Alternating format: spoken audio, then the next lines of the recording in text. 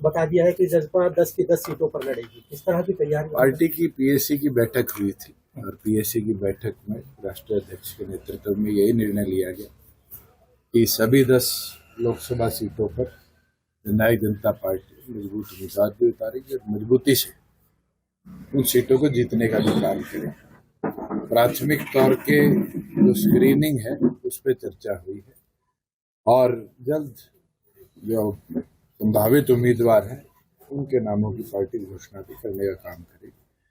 मेरा ये मानना है कि जिस तरह के प्रदेश के हालात, प्रदेश की परिस्थिति को देखते हुए लोग बढ़ चढ़कर वोट भी डालेंगे और पार्टी के कार्यकर्ता जो भी जिम्मेवारी लेकर मैदान में उतरे उनको जिताने का।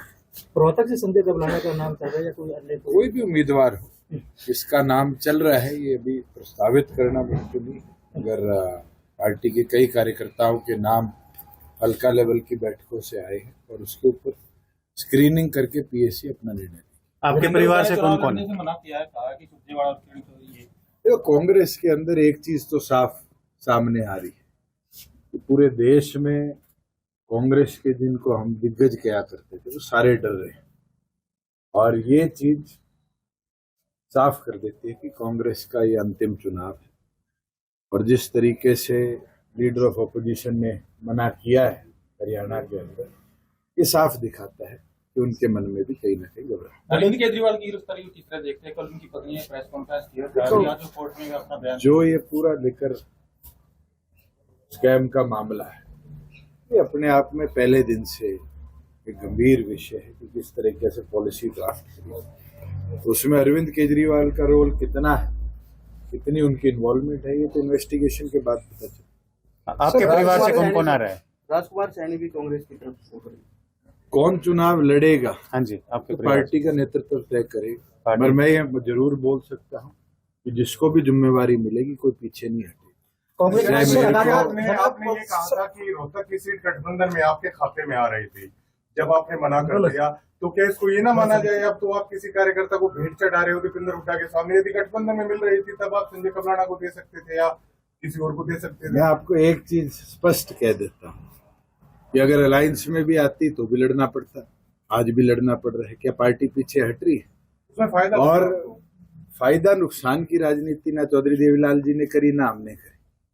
हमने ईमानदारी से 4.5 साल काम किया, प्रदेश की प्रगति के लिए काम, आगे भी करते रहेंगे। और एक विषय जो बारी बारी कई प्रेस के साथी कहते हैं और ओपोजिशन के साथी भी कहते हैं कि आप किसी को मैदान में उतारेंगे, वो किसी को बेनिफिट करेगा, किसी को नुकसान करेगा। पॉलिटिक्स कभी फायदे नुकसान की नहीं। हमारा कैडर है, प्रदीप देशवाल चुनाव लड़े थे पिछली बार और उस समय 22,000 वोट रोहतक लोकसभा में आए। दिग्विजय सिंह लड़े थे सोनीपत में 60,000 आए थे, मैं लड़ा था 3.25 लाख। कुल मिला के 7 लाख से कम 10 सीटों पर हमारे वोट आए। आज हमारा टारगेट है कि उस वोट शेयर को मैक्सिमाइज करें और वोट शेयर मैक्सिमाइज होगा तो संगठन बढ़ेगा और संगठन बढ़ेगा तभी जाके पार्टी 10 विधायकों से 40 का आंकड़ा पार करेगी। दीपेंद्र तो कहते हैं कि आपका एकमात्र मकसद सिर्फ उनको नुकसान करना है, रोकना। इसका मतलब उनके मन में दुष्यंत की घबराहट तो है, जननायक जनता पार्टी की घबराहट तो है। ये दिखाती है कि वो मैदान छोड़ने को पहले ही तैयार है।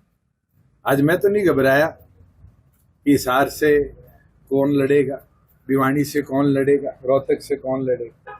ये चुनावी रण है, इसके अंदर जो भी सामने होगा मजबूत जीतेगा, जो मजबूत नहीं है वो रह जाएगा। मगर दोबारा खड़े होंगे, दोबारा लड़ाई लड़ेगी। पर्दे के पीछे आज भी दुष्यंत सरकार की मदद कर रहे हैं एक तरीके से।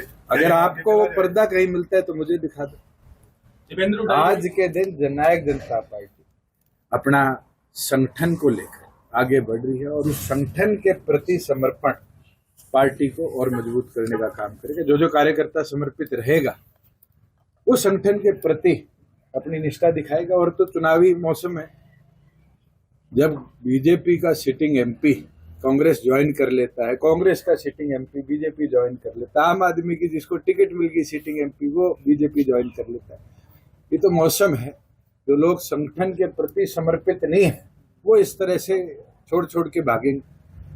जो संगठन के प्रति समर्पित है वो मुझे लगता है कि अंतिम वोट पोल होने तक मजबूती के साथ पार्टी की निष्ठा हिसार से सर, कब तक हो जाएगी हिसार से घोषणा आती थी पार्टी मेरे को करे, किसी कार्यकर्ता को करे, किसी और को करे, जो भी चुनाव लड़ेगा मजबूती से लड़ेगा और हिसार की सीट को मजबूती सर कब से- तक घोषणा हो जाएगी उम्मीदवार की रोहतक लोकसभा की लोकसभा से? हरियाणा का रास्ता तय मैं ये बता सकता हूँ जल्द हो जाएगी। सर अभी तो हमारी नोटिफिकेशन हरियाणा की 25 अप्रैल को है तो मान के चला राजकुमार जाए और नॉमिनेशन जो है वो शायद मई के महीने में शुरू होंगे। अगर चुनाव की रण की बात है, कार्यकर्ता फील्ड में तो सारे ही हैं और फील्ड में जाकर पार्टी संगठन को मजबूती करे। उम्मीदवार के मैदान में आने से जरूरी है कार्यकर्ताओं की एक्टिविटी और कार्यकर्ता अपना काम करें। राजकुमार जी, सैनी के अब- मुद्दे पर कुछ बोलिए सर, हम उम्मीद करते हैं आप ज्यादा बोलेंगे, चुनाव में भी बुलाएंगे, अभी बोल नहीं रहे हैं आप इतना। मेरे को बोलने की जरूरत नहीं।